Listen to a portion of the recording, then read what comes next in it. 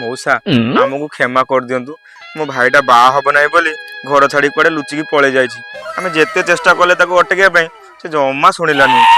किछि असुविधा नाही तमरे बेंदी को पळेछि हमर भी सेमते झियो मौसा कोन गोटे कहउतले से कोन झियो विषय कोन कहउतले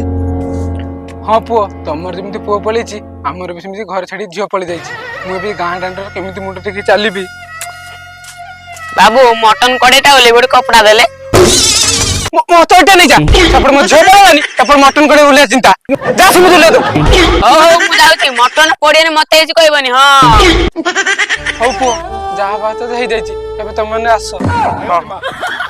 आज्ञा खाली खाई जाउछंती मटन तो हेलानी आसनांदी खाई की जिवे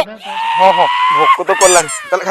हल्टी तुम पागल है जैसे कि सेपटे भाई कोड़े पड़े जाई न खुशी कि तू मटन खाइबो खाली तो खाया पई हां हां चुपचाप चलो कोन हला पुओ आसु न मौसा कथा कोन कि मो पेटटा ग्यास हेछि घर गले दिना पखाळ खाइबी आमे आ खाइबो नै आमे बे आसुछु हो हो आसु